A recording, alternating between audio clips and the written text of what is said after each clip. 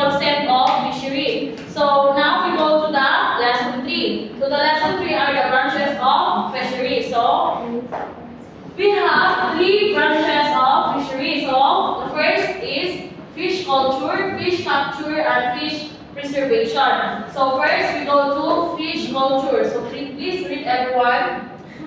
The human Again, please read everyone. The human effort of Preserving activity of fish and other fisheries aquatic products and maintaining the supply of this product to satisfy human needs. Okay, so the fish culture, ang familiar pa mo sa mga fish ponds? Yes. New look, mga nga nasod. Ituyo na nila or naay dahilan na magiguna na sila. Kaya pati mga pagkagalian na sa basahan ba na sila? Yes. So, kana sila, ikuha na nila like, mag-agul sila ng mga tilapia, sa pagdra, bangus, sa pala yung mga isda, mga ilang ikuha sa, ilang nag-ihi mo na ka ng mga fish ponds, hindi na kayo tungkol nga, nag-uwi lang sila, okay, pwede na sila, mag-negosyo sila, di ba, nag-negosyo sila, pwede ka mag-ihi isda, ikaw na yung mag-ingwit, so yung mga lutuon, so yun na siya, muna siya ang mga, guys, yun na, so these products to satisfy yung mga needs. So, hindi na kayo, para magkauwi lang, ilang negosyo, or sa panadira nga, ilang makuha sa mga fish ponds, ilang makuha sa mga tangke. Sa dagat also na, di ba ka na ginatawag nila o, sige na ma, ginatawag nila o, magbuhat sila o buhat nila sa dagat. Bunsod sila, Mga bunsod. Oy, bunsod. Yun lang. Mga na sila, so lahat na yung mga klase-klase isda, ilan natin manong, padakong na nila, ginafit na nila, ginatagat ng mga pagkaon. So sa pagdaan, doon ng dako ang isda o, ilang yung negosyo. Sa fish pan na yun na kanang ginapakaon. Pero sa bunsod na So, yun sige rin pumakira. lang. Lang, kanang fishing man rin. Magkuha lang sila isda. Pero nanay, ginatapos na isda. Nana siya, no? So, muna siya ang fish culture. Then we go to the, sa to? Sa ipangtanan sa Dubai. Sa day pakaon. Sa ipakaon? Isda. Tama na yung mga Wait. Sinana siya, dako siya kay. Dako na Wait, mga pugapo na ilang binuhin tira. Sinana mga bunsod, mga pugapo, dako kayo. Nana siya. So, now, we go to the fish capture. So, please read everyone. Branch of fishery science deals with the scientific method of catching fish as well as of fishing their use. So, ang fish capture,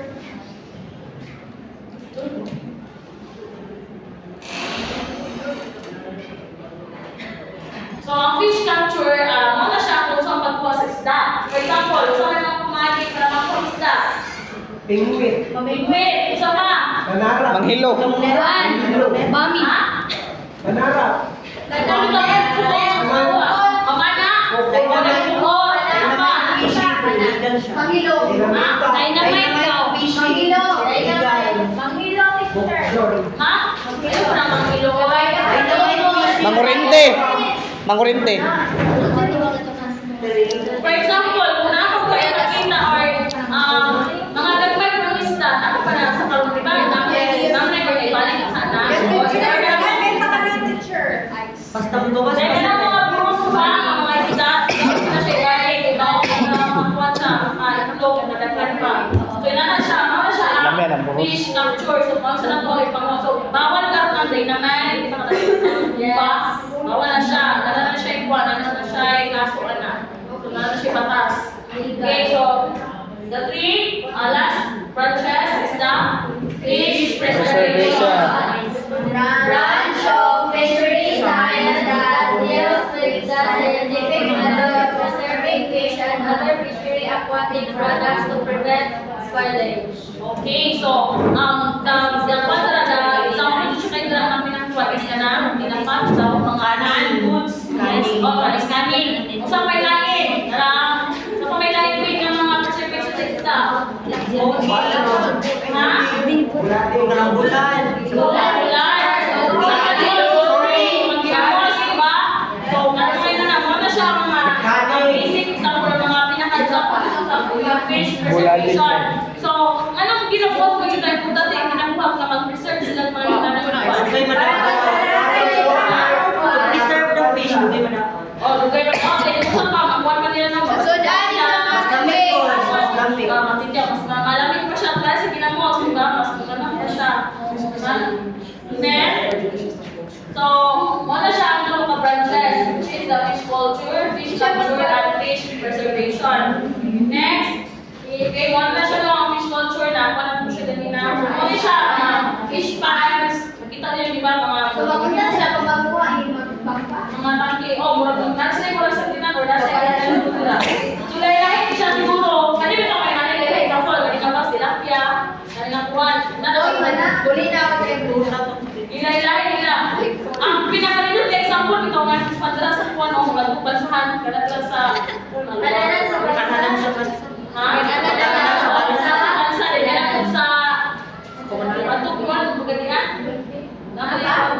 sa ilang pag-ibig, Ay, sa pikanan. Grabe, kanina ka na fish pan ako sa episyo. Bakit ko kung lagyo? So, ano siya ang fish propagation. So, testing everyone. So, fish propagation. Is di ba... Natural or artificial method of promoting or enhancing the production and survival of fish and other aquatic products. It includes keeping, intaking, and spawning breeders in tanks or ponds, hatching the eggs in hatchery facilities, and nursing the delicate larvae up to size suitable for stocking in the rearing areas. Okay, so, ang kanang fish propagation is mo na siya katong ilahi bitaw nila. For example, ikaw timingan nga, bayi ni siya, laki ni siya. So, ilan ito ang gina-separate nila, ginasakol, ang ginana siya, example, lalaki, babae, isa, para mapod, para dito, magkuha na po uglay na isda, ito, so nga siya, ilan ipang laylahin nila ang mga laylahin ng isda. So, muna siya, para matutunagan sa word propagation, para mas malaghan pa ang ilang mga kuwan. Oo, so inano siya. Then the fish cultivation. Please read. Everyone. Fish cultivation simply means the rearing of fish and other aquatic products from very young stage, like fry and fingerlings, to marketable size. It is done in fresh, brackish, and marine waters in any of the rearing constructions or structures. The other types of sub-classification based on the techniques applied and financial investments, namely extensive, semi-intensive, and intensive. So, current fish cultivation na siya ay sulong pa part sa extensive, semi-intensive, and intensive. So, may bala natin na siya kung saan na siya sulong pagkuhan niya ang mga financial investment. So, ato sa name ko ng fish cultivation. Kaling fish cultivation, everyone, mga na siya, alam ito, dili lang kay, ginagawa ko na limpyuhan nilang fish pond. Dumante mo na magpupas sila or nasa limpyuhan nakuhan. Limpyuhan ka ko na nila kay, makuhan ako na sa ko ng mga isda, no? Makuhan sila, madakot, or usa pa lang makuhan sa mga isda. So, kailangan mo siya nga, limpyuhan. Isang pa, dahil na sa mga pagkaon niya gina-feed sa mga parang mga paranilot kaya tinatawag, dahil po kayo siya isda. So, inatan na siya na mabangos. So, matay mo ba? Ano sila? Basta move daw ang bangus po sa fish pond kaysa sa dagat. Yes, yes. Diba? So, ngunit di ba ihan na, kani siya, dapat tamog siya nga bangus, so tingnan siya nga, sa fish pond, di siya gikan kay, natiman pa ko siya kayo, na-feed siya kayo, wala ka siya ipasagdan ba, dili pa sa dagat ka, sila siya kuha sila po, gano'n. Kaya na siya. So, now, may bala na po yung tulong financial investment. So, muna siya, the extensive fish farming, the semi-intensive fish farming, and the intensive fish farming. So, first, go to the extensive fish farming. Please read everyone. The fish... Asa na? Extensive. Entirely From the food web within the pond, Which may be enhanced by addition of fertilizer or manure. Okay, so, kani siya everyone kay, kani yung extensive fish farming, so murag natural ni siya ba, murag mga, natural na yung ginafit nila, dili intensive fish farming, dili na siya gasto. Dili na siya kayo gasto, dili kita kung magastuhan sa mga nakuan kay pwede ra siya nga sa wala na mga lumot, na sila kita papakan ni nakuan na dili na po kayo mahal. So next, sleeping extensive fish farming listed everyone. The fish still obtain significant nutrition from the food. The fish still obtains significant nutrition From food we feeding permanent, but they are also given supplementary feeds. So kani siya, ang kalahiran namin niya, ang bawal naman niya, kaning semi-intensive, mahal din siya o feed sa mga isda. Kani siya extensive, Okay. wala siya maka-less. Ang kaning semi-intensive fish farming, mahal din siya o gastos sa pagkuhan sa isda pagkatiman. So muna siya ang kalahiran ha, sa college siya gold, sa pagkara mga marunong pa, kung sino yung gamit ko, sa fish farm mo po, so kapag mo invest, kung sa mas mayo, maka-less mo. Kani, pag gamito yung extensive fish farming, maka-less mo, pero kani siya semi-intensive fish farming, mahal siya. Pero dito siya, galabas sa inyong mga isda. So the last is the intensive fish farming, listed everyone. The fish are kept stocking density to obtain significant amount of feed from their environment. environment. Okay, so, ang kaning intensive fish farming, dako siya gasto. Pero, dako siya gasto, pero pag ka na yung ibinta na yung mga isda na, dako kayo mo makuha. Dako po kayo mo income. So, yun na siya, pero mapawigan na po niya yung mga investment na ang kaning intensive fish farming.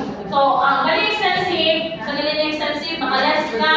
No? Ang kaning intensive, mahal sa mga expensive kami sa mga kuwan. Kaning intensive fish farming, mahal gamit siya, pero dapat magkuha income. So, yun naman siya. So, mga siya ang mga investment kuwan ha. Mga siya ang mga financial investment. Kaya tulong ka buo. So, wala na natin yun. Next, go to fish conservation. Please read everyone. Is the public control and various maintenances Everyone listening? Okay. Fish conservation is a public control and various maintenances of various fisheries where fish and other fishery products are deprived. Its work should be designed to ensure maximum sustainable yield. of fish. For instance, the continuous use of fish fish pond without proper maintenance, like applying fertilizer, lower productivity of the soil. It lessens the capacity of fish to reproduce. Okay, so, ang importante man kayo ng fish conservation, ma'am. So, importante kayo na sa class kay tungkol, for example, kanina mo siya, kanina mo balance, hindi mo porket ka nag-buhay buha na nag-buha, no? Buha ko na mo kanan, dili siya pwede na. So, kailangan mo balance ka, kailangan na kayo balance yung pila, yung buha ko isda, dahil bilang ko yung dapat, ibalik ko di mo itong ikuha. So, pagpapalik mo, balik ako paglaing buwan siya, lain siyang simple or karapot ako laing yung buwan isda, hindi ko ibalik. So, kasama na sa matupad, ma'am, so pwede ka magpatupad o, natin na, pwede ka magpatupad o fishing regulations. O, sa may mga fishing, o, sige, pagkuha, example, tulo lang ka isda. Mga na yung kumakuha, ilaw na doon, sila na siya, di ba? Hindi siya tarang dyan yung hangin. Pagkuha na siya mga, as everyone, di ba, mabalansin niya ang pag-reproduce sa mga isda, bitaw, hindi siya mahulog dahil padako-pakupan. Guys, kung hindi mo nito mga nakitlog, ibalik dito siya. Kung mga gagmay, ibalik dito siya, hindi siya pili nga, nakuha, pakulit ko din mo. So, inana na siya. Una siya ang fish conservation. So, last, di ba guys, sa fish capture sa taso, di ba, nakuha na natin yung mga na siya. So, katong nakulitaw ko rin, ganito yung natin mo. Ay, natin matangsan bubok. balikan na rin lang pagka Bubok. ma-or ma-or na yung mga sila, utaw na sila mga maon, mga pakisitaw sa isda. Sa bugo eh. Basta na ko, bukod, yung mga natin, mga sa mga Laya. Oo, Laya. Wait, nana siya, dagat siya. Murinte. Pamagi sa fish capture, basta dili na itong violent na ka, magdinamay ka, bawal na dito siya, nanay para sana. Dapat ka. So, muna na siya ang fish preservation. O, tara, kita ninyo. Hindi lang niya kung ipakita dire. Ulan din siya. Ganito nyo. So, dagan na process na ito kung saan ito pa-preserve ang pagkaon. Kung hindi lang kayo salting, hindi lang kayo ang bulan, basta dagan purification process. Magagugay pa ang pagkaon. So, ina na siya. Muna siya mga fish. Pero dito sa tuwa, itaw,